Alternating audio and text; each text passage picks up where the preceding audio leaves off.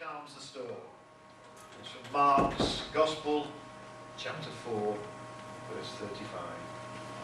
That day when evening came, he said to his disciples, "Let us go over to the other side." Leaving the crowd behind, they took him along, just as he was in the boat. There was also other boats with him.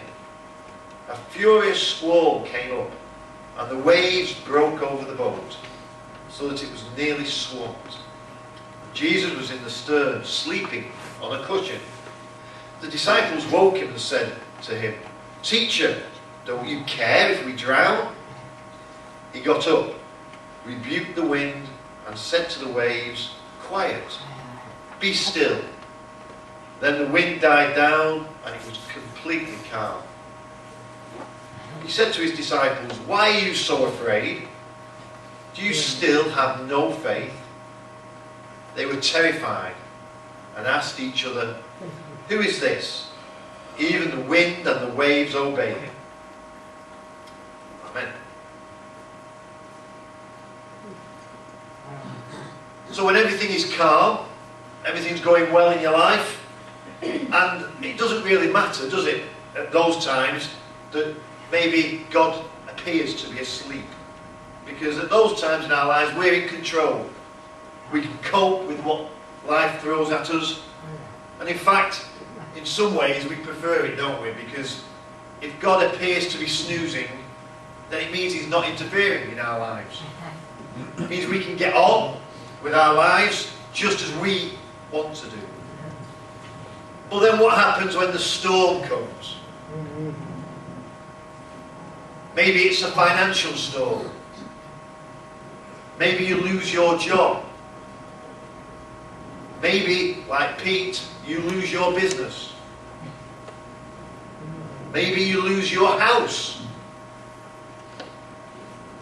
Or maybe it's an emotional storm. Maybe a relationship breaks up. Maybe even a marriage breaks up. Maybe you lose a loved one. Or maybe it's a spiritual storm in your life. Maybe you have a crisis of faith. Maybe life just loses its purpose for you, loses its meaning. It's at that point that suddenly we want God to be around.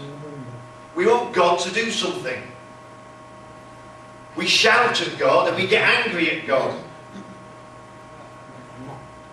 I'm sure we've all been there. I can remember years ago when I was having issues, sleeplessness. I couldn't sleep for day after day.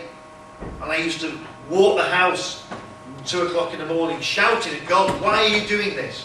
What is the point of this? I don't understand." Maybe in your life you've done a similar thing. You've shouted at God and got angry with him and said, "Why, God? Why are you making this happen to me now?" Well, the disciples were no different, were they? In verse 38, they cry out to Jesus for help. And Jesus responds, doesn't he? Jesus acts and he calms the storm for them. But when the crisis is over, if you notice, Jesus then asks the disciples a question. And it's that I want to look at this morning. What can we learn from the question that Jesus asked? What can we learn from this story of Jesus calming the storm? Because we need to learn. You see, we'll all go through storms in our life. We'll have calm times, hopefully, when things are going well. But we will have storms. And it's what we can learn from this passage and from Jesus that will help us deal with these storms. So let's have a quick look at this passage. And the first thing I want to point out is notice who they were. These men in the boat, who were they? Well, they were all experienced fishermen. They'd been fishermen all their lives. They knew all about this lake. They knew all about the sea. They must have been out to sea in storms before. And they would not have put out to sea if they thought there was a danger or a risk to them. But even with all their experience, all their knowledge, the storm still came. And in a way that can be like our own lives. We can often put our trust in our own experiences. We can rely upon our intelligence, our wisdom, our strength. And for the most time, that's fine, isn't it? But you see, there'll always come a time when things don't go as expected. And you may say to yourself, well, I'm fine. I trust in God. I do the right things. I pray. I'm protected. This won't happen to me. But I can tell you it will. Storms will come into your life.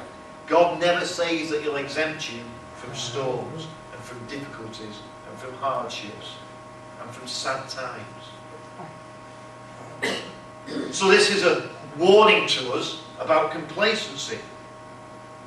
Because it's often when we think we're in no danger that we are at our most vulnerable and that the storm comes. So that's the first point. The second point I want you to notice is notice what they felt. In verse 38 it says they thought they were going to die. But notice what they said. They didn't ask Jesus to save them from death. What they're asking is whether or not He cares enough for them in their time of crisis. If you think your situation is hopeless, you need to call on Jesus. If you can't see a way through your particular storm, you need to call on Jesus. If you feel you're being totally overwhelmed, then you need to call on Jesus. If you feel you're the worst person on this earth, then you need to call on Jesus. If you feel nobody loves you, nobody cares for you, you need to call on Jesus. These disciples didn't ask Jesus to save them, but they called on Jesus because they wanted to be reassured that He cared for them.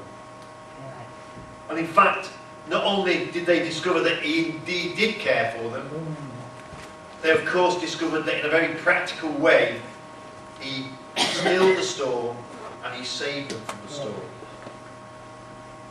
So in the midst of that crisis that you might be facing now, or you may face sometime in the future, you need to call on Jesus.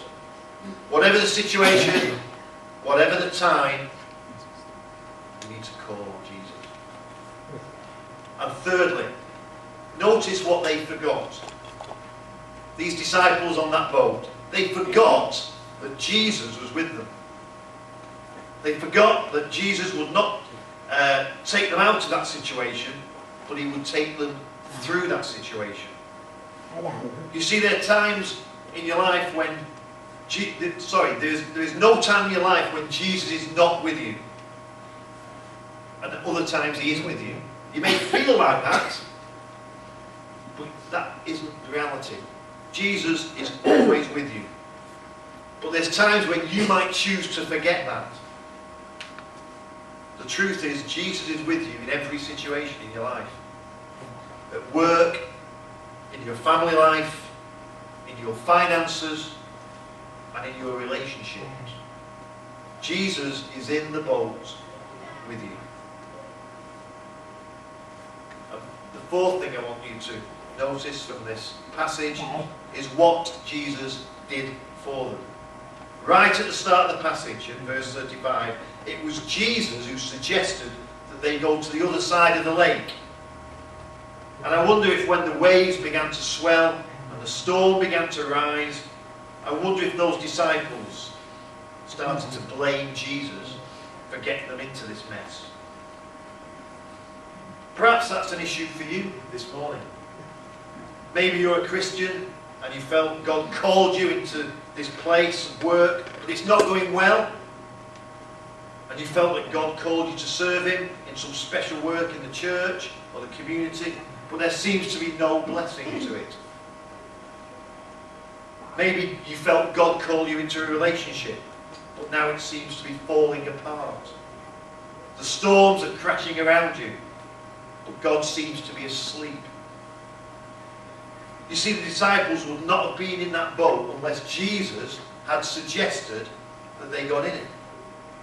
So they had the faith to step out, to start out, but they didn't have the faith to believe that they would finish what they started. Let me reassure you then, if God has called you to do something, He will give you the faith to see it through. He may seem to be sleeping, just as Jesus was sleeping, but He was still in the boat. And of course, when we look at this story, we see that Jesus did get them to the other side.